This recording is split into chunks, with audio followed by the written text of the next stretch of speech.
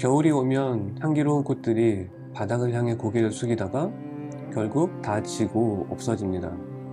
하지만 당장 볼 수 없다고 해서 꽃이 사라진 거라고 말할 수 있을까요? 눈이 내리는 겨울이 지나면 정원에 따뜻한 봄이 찾아오고 꽃은 다시 아름답게 피어납니다. 차가운 바람이 불어올 때마다 꽃은 자신이 사라질 거라는 절망보다는 더 향기롭게 피어날 수 있다는 희망의 언어를 마음속에 씨앗처럼 곱게 심습니다.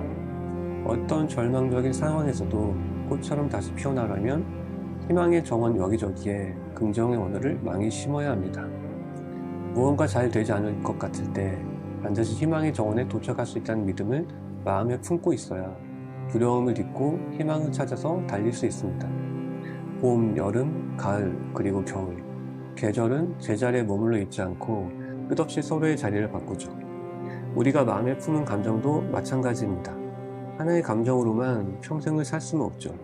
너무 힘든 날에는 희망을 부르는 주문을 외워보세요. 희망은 자신을 믿는 사람의 편이다. 그리고 나는 나를 믿는다. 다른 사람이 너의 가능성을 의심하며 온갖 나쁜 말을 한다 해도 그 말에 잠시라도 흔들리지 마. 너에게 가장 소중한 건 너의 가능성이야. 희망의 정원에서 행복하게 살고 싶다면 누가 뭐라고 해도 자신의 가능성을 믿어야 해. 집안 분위기가 아이의 성장을 결정한다. 부부가 차분하게 책을 읽는 모습을 보며 자란 아이는 책을 친근하게 여겨서 빠르게 독서를 시작한다. 어릴 때부터 책이 엄마 아빠를 차분하게 우아하게 만드는 것을 목격했기 때문에 그 좋은 것을 굳이 외면하지 않는다. 또한 부부가 서로에게 다정하게 말하는 모습을 보며 자란 아이는 다정한 말이 언어의 기본값이 된다. 다른 가정에서는 다정한 말이 익숙하지 않아서 낯설게 느껴지지만 다정한 가정에서 자란 아이는 반대로 비난과 명령으로만 가득한 말이 익숙하지 않아서 낯설게 느껴진다. 부부의 언어가 결국 집안 분위기를 결정하고 그 집에서 사는 아이의 모든 성장까지 결정한다. 이게 바로 우리가 모든 부모가 독서와 필사를 통해서 자신의 어휘력을 성장시켜야 하는 이유다. 기쁘다, 즐겁다 라는 단어 감정 언어가 있어요. 여러분도 한번 생각해 보세요. 기쁘다와 즐겁다가 뭐가 어떤 차이가 있고 어떤 공통점이 있을지 생각해 보시면서 한번 들어보세요. 무슨 일이든 긍정적인 마음을 하는 사람은 이길 수 없습니다. 당연히 아이가 가진 가장 큰 경쟁력은 어떤 일이 주어져도 긍정적으로 임하는 마음가짐에 있겠죠. 독서, 공부, 글쓰기 등 아이의 삶에 꼭 필요한 것들은 웃으며 하는 아이의 모습을 상상해 보세요. 상상만으로도 부모의 마음은 한없이 행복해집니다. 그런 아이로 키우고 싶다면 이 글을 집중해서 읽어주세요. 이번 단어의 핵심은 감정을 느끼는 길이에 있습니다. 기쁘다라는 말은 되게 순간적인 감정을 표현할 때 사용합니다. 그래서 주로 정신적인 상태나 심리를 나타낼 때 말하죠. 하지만 즐겁다는 말은 지속적으로 이루어지는 감정의 상태를 말합니다. 외적인 경험이나 자극을 표현할 때 주로 사용하죠. 순간적으로 느끼고 지나가는 감정과 시간을 두고 천천히 느끼는 감정이 서로 다르다는 사실을 아이에게 알려주려면 이 단어를 구분해서 사용할 수 있어야 합니다. 기쁨이 점이라면 즐기는 건 선입니다. 일상에서 기쁨이라는 점을 자주 찍은 아이는 즐겨야만 할 수 있는 선을 그을 수 있죠.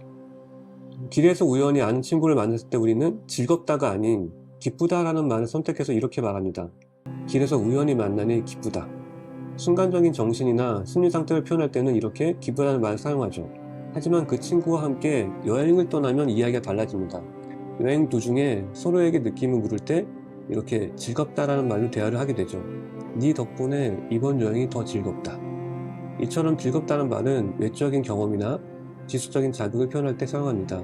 기쁨이라는 수많은 점이 모이면 즐거움이라는 선이 됩니다. 친한 친구를 길에서 우연히 만나면 기쁘지. 친구와 함께 놀이터에서 해가 질 때까지 놀면 얼마나 즐거울까? 이번 겨울에는 어디로 여행을 가면 더 즐거울까? 그날을 기다리는 이 순간이 참 기쁘다.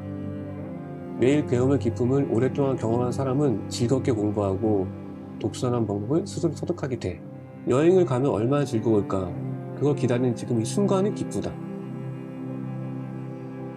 엄마 아빠도 부모는 처음이라서 부모도 부모가 처음이라 확실한 것이 아무것도 없던 나날 외로움과 불안을 벼트고 견디며 살아온 그 모든 나날의 모험이 바로 지금 나의 오늘입니다.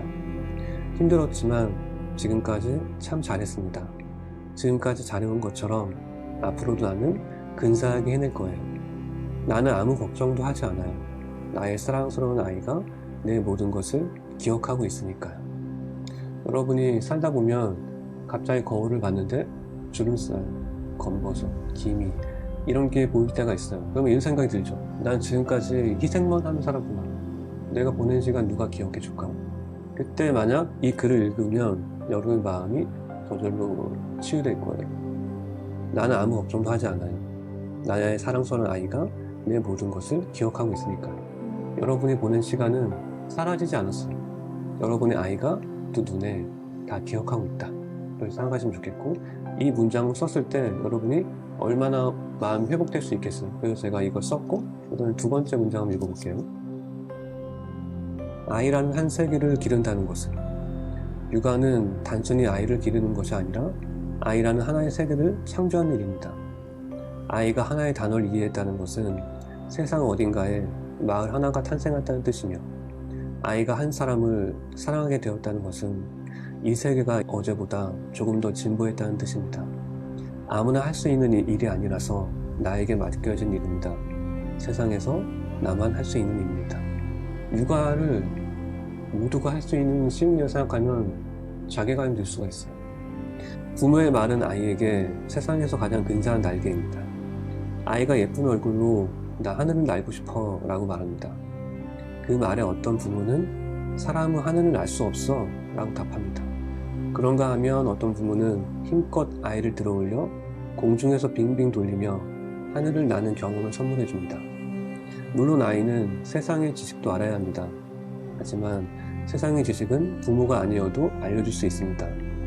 아이에게 날개를 달아줄 수 있는 건 세상에 오직 단 한 사람, 아이의 부모인 나뿐입니다. 이거는 정말 꼭 들려주고 싶은 말씀인데, 내 아이가 작고 힘이 없다고, 할 수 없다고 생각하지 마시고 생각 연습. 이게 왜 중요할까? 아이는 생각은 아는데 생각을 연습해 본 적이 없을 거예요. 그래서 생각이 뭔지는 아는데 정확히 뚜렷하게 정의할 수는 없어요. 뭔지는 알 수 없기 때문에 이걸 통해서 이제 어떻게 알게 되냐면, 생각 연습의 첫 페이지에 이런 게 있어요. 낭독해 볼게요. 나는 어떤 사람인가요? 다른 사람에게는 없는 너만의 장점은 뭐라고 생각하니? 어떤 일을 할 때 가장 행복하니? 생각만으로도 널 기쁘게 해주는 게 뭐야? 요즘 네가 아끼는 물건이 있잖아. 그 물건을 아끼는 이유가 뭐야? 생각 연습은 뭐냐면, 생각을 묻고 생각한 것을 아이한테 설명하게 해주는 거예요. 이게 왜 중요하냐면, 설명은 천재들의 영역이에요. 그리고 우리는 내가 설명할 수 있는 것만 볼 수 있어요. 내가 설명할 수 없는 것들은 눈에 안 보여요. 내 눈에 보인다는 것은 설명할 수 있는 거죠. 이런 게 있죠. 우리는 아는 만큼 볼 수 있다. 하지만 본 만큼 알 수 있다. 그래서 아이들한테 본 만큼 알 수 있게, 아는 만큼 볼 수 있고 본 만큼 또 알 수 있고, 24시간 내내 아이의 생각을 자극해서, 긍정적으로 자극해서 더 많은 지식을 쌓을 수 있게 만드는 말이 이 생각 연습 안에 있어요. 그래서 이게 중요해요. 이 생각 연습, 이거 제 낭독했고 오른쪽에 페이지에 뭐가 있냐면, 이렇게 읽어볼게요. 소중한 나에게 이런 말 들려주면 더욱 용기가 샘솟을 거예요. 다른 사람은 없지만 나에게는 있는 나만의 장점은 뭐뭐뭐입니다. 이렇게 브랭크가 있어요. 브랭크를 아이가 채우기 위해서 생각을 하면서 더 나은 생각을 할 수 있게 되겠죠. 이 생각 연습이 그래서 중요한데, 이게 어떤 텍스트를 기준으로 나왔냐면 1번을 제가 한번 낭독해 볼게요. 1번이 뭐냐면, 나는 참 괜찮은 사람이에요. 좋은 일은 항상 있어요. 오늘도 어떤 좋은 일이 생길지 기대하고 있어요. 나는 참 괜찮은 사람이에요.